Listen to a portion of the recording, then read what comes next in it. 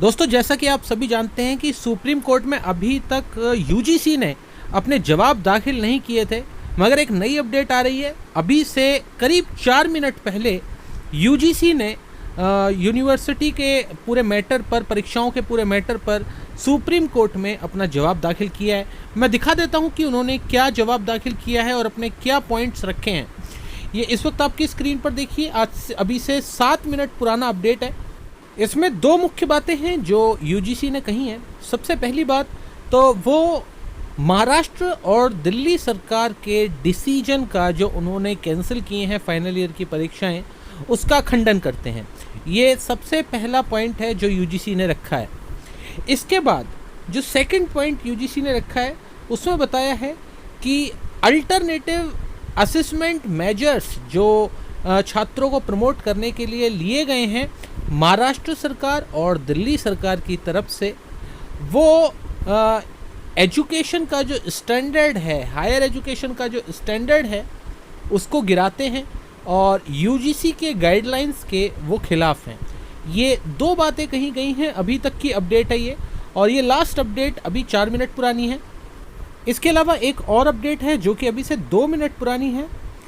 उसमें यूजीसी ने कहा है कि महाराष्ट्र और दिल्ली का ये डिसीजन, जिसमें परीक्षाओं को कैंसिल किया गया है, टर्मिनल सेमेस्टर की परीक्षाओं को, यानी कि केवल फाइनल ईयर की परीक्षाओं की बात हो रही है, एवं ग्रेजुएट स्टूडेंट्स की भी फाइनल ईयर की परीक्षाओं को जो कैंसिल किया गया है, ये दखलंदाजी है उन मानकों के स्टैंडर्ड्स की जो कि तय किए गए हैं यूजीसी की तरफ से। हायर एजुकेशन के स्टैंडर्ड्स जो मानक तय किए गए हैं, उसमें दखलंदाजी है महाराष्ट्र और दिल्ली सरकार की। हालांकि इन्होंने यहाँ पर यह बात मेंशन नहीं की, इनसे कोई क्वेश्चन पूछने वाला क्योंकि यहाँ पर नहीं है, कि आईआईटीज़ ने भी अपनी परीक्षाएं कैंसिल की और विदाउट एनी एग्ज़ाम उन्होंने प्रमोशन दिया। ये क्या मानकों में यहाँ पर कोई परिवर्तन नहीं आया था? क्योंकि वो आईआईटी हैं, इसीलिए उनके डिसीजन को कोई काटने वाला नहीं है, और बाकी यूनिवर्सिटीज़ और बाकी फाइनल ईयर के छात्रों को परीक्षाओं पर धकेला जा रहा है। ये यूजीसी का अपने आप में एक माइंडसेट है, जिस पर शिक्षा मंत्री भी कुछ भी सुनने के लिए या उस पर रिएक्ट करने के लिए तैयार नहीं है। हालांकि स्टेट गवर्नमेंट्स ने अपने अपने स्तर पर प्रधानमंत्री मोदी जी से इस मामले में दखलंदाजी करने के लिए कई बार कहा है।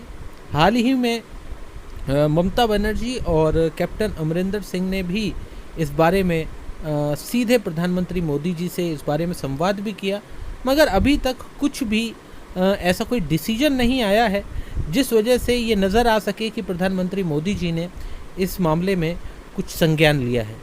हालांकि दोस्तों, देखने वाली बात होगी कि कल सुप्रीम कोर्ट में क्या होगा।